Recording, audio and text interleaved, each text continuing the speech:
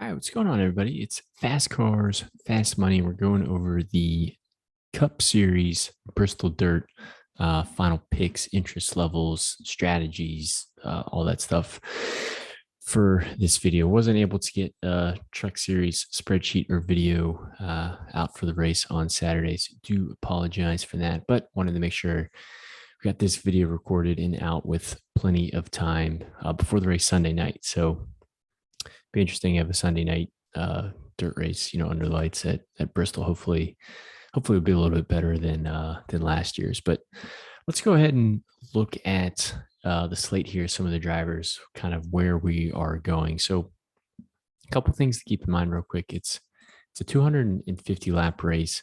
Like I said, there's a lot of new variables this year: new car, new tire, new banking, new time of the race. Like there's just a lot going on. But one thing to keep in mind is there's 62.5 points available for laps led and 112.5 points available for fast laps. So dominators are still part of the equation, part of the strategy. And there's a lot of really attractive place differential plays. And I still think we're going to need at least one dominator, potentially even two dominators in our lineup to pair with those place differential plays. So we'll talk about that a little bit. The other thing is we still have these non-competitive pit stops. So where you come in is where you're going to come out on pit road. So really the only way you can advance your position is by passing cars on the track. So, what did we really look at? We really looked at mainly practice 2, just because we felt like the track during practice 2 was going to mimic race conditions a little bit better. So we're really trying to figure out who had good times in practice 2, who looked good in the heat races, and potentially who has dominator upside or good place differential upside from looking at that data. We didn't really look at anything else other than kind of, just the data from this weekend. So looking at the expensive range from Larson to Byron, I think Larson and Bell are two really high probability drivers of being a dominator. So, maybe try to pick between the two of them. Maybe you think both of them lead, but I think both of them have the track position to lead early. Both of them had really good practice speed. So I like both Larson and Bell, either potentially one of them, maybe even potentially both of them, as being an early lap leader or just a lap leader at some point in the race. I also feel pretty confident that both of them have the ability to pick up fast laps. And like I said, there's a lot of points available through the dominator, avenue. Logano would be more of a medium interest for me. Did run the truck race. So he does have some extra laps. Him starting 10th. I don't know if he'll have at least the ability early on to get up front, but maybe towards the end of stage 1 or maybe at the end of stage 2, he'll be able to advance his position. But from a dominator probability standpoint, I think Larson and Bell are pretty, safe bets. Not really getting into Elliott. He did improve his starting position. He's starting 9th, but he just seemed to struggle a lot in practice. We saw him spin out multiple times, and I don't know. It's just we don't feel great about rostering him. Byron didn't really have great practice times. He starts a little bit deeper in the field. We just don't think he has the dominator upside like a Larson or Bell does. So if you're playing Byron, you're really only playing him for place differential. And I think there's some other place differential plays cheaper down on the slate to, save you a little bit of money. Briscoe starts 4th. I think he's another potential lap leader. I have him as low just because I think I'm going to lean more on Larson and Bell as potentially being that early lap leaders, or even Reddick, which we'll talk about here in a second. It's hard to roster all of these drivers. You don't want to roster probably more than 3 of them, just because if this race does get crazy, or if one of these drivers struggles early in the race, kind of like we saw Logano struggle early in that truck race, it's not going to work out well for you. So once you grab either a Larson, Bell, Briscoe, or Reddick, I would grab at least one of them, maybe potentially 2 of them. Then I would really look at place differential plays. So there's a lot of them on the slate. A lot of them are going to carry a lot of ownership, but Truex is going to be high owned. He starts 30th. He won the Bristol dirt race last year, but that doesn't really mean anything. The only reason I'm medium on Truex is his practice speeds didn't really look as attractive or as good as some of the other drivers who start deep in the field as well. So that's why I have him as medium, but I don't mind that play at all. I just think he's going to come in pretty high owned. So I'd rather just pivot to some other drivers. Like I think Ryan Blaney looks like a really good play. He showed really good practice speed, starts deep in the field. I think his ownership might be coming in a little under owned on Truex's. So these are some of the place differential plays I want to pair with potentially a dominator play.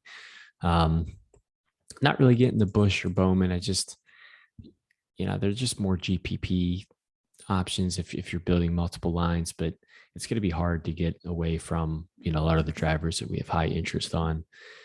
Hamlin and Chastain, I think, are very similar plays. They both start extremely deep in the field. Both of them are, talented drivers. The only difference between Hamlin and Chastain versus like Truex, for example, is obviously their price. They start a little bit deeper in the field, and their practice speeds were a lot better than Truex's. So I'd rather just come down and grab like a Hamlin, a Chastain, a Harvick, even an Almirola deeper on the slate than pay all the way up for Truex, just because if you're paying up for Truex, you might be sacrificing potentially one or two of those drivers in your line. And I don't know if Truex carries the same amount of upside that those other drivers do. I think Suarez might get overlooked in this range just because everyone's going to go to Hamlin, Chastain, and Harvick, and it's hard to get away from that. And like I said, that's probably what I'm going to do. But if you are building multiple lines, I don't mind getting Suarez just as a kind of a contrarian, pivot option. I wish he started a little bit deeper in the field. But maybe he does get ownership because he ran well at this race last year. I'm not really sure. But if you're just building one line, I don't think Suarez needs to be in it.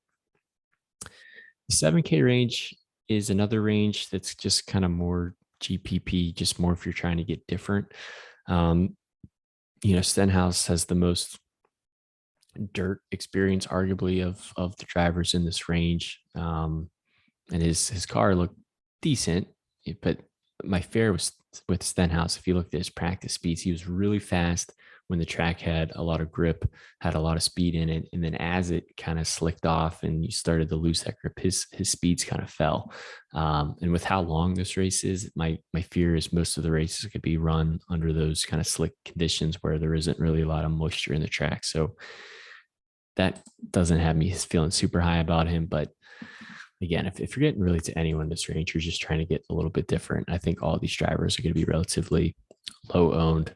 Don't really see a lot of upside from any of them, but maybe you can get a good low end play and maybe they can take advantage of late race chaos and, maybe squeak out a top 10 finish for you. Get down to the 6K range.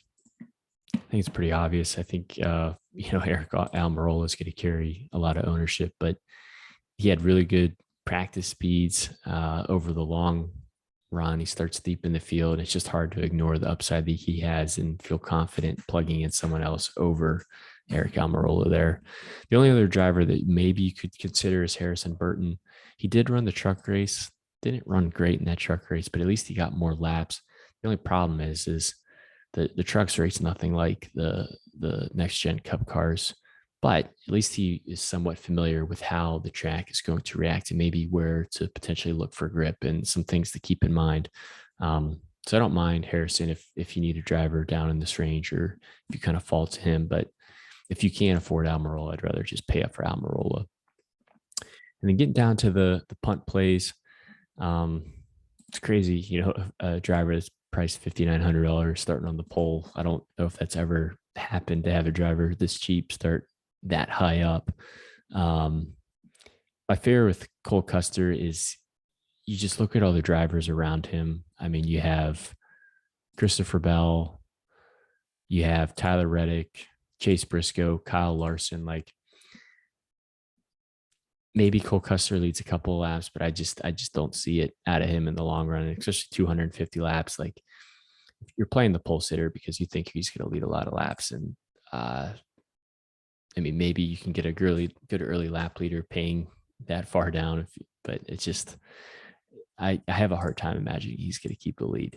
And then really not getting to any of the other punt plays except for, or I guess really any of the punt plays in that matter, except for Todd Gilliland and Noah Gregson. Both of them, I feel, have a decent amount of upside. They both ran a lot of laps. They both had good practice speeds, especially when you look at their long, 15 lap average, 20 lap average, 25 lap average. And that's really what you want to see is you want to see cars that are consistently running well over the long run, because the track is going to mimic a lot of those long run scenarios, or at least the track conditions are going to be similar to what they were in practice too. And both of them had really good practice two long run cars. So I don't mind if you need the punt going down to one of those options, maybe even potentially both of them, and, stacking, a couple early lap leaders and, some of these other attractive place differential plays. But that'll be it. I know it's a little bit of a tighter pool than we normally have, but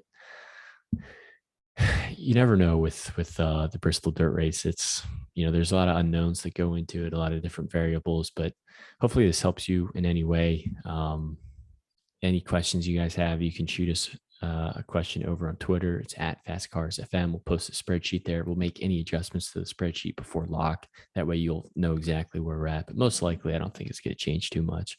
And feel free to ask us any comments or questions in the comments down below. But yeah, that'll do it. And enjoy your Sunday, everybody. And hopefully you can come out of Bristol dirt in the green.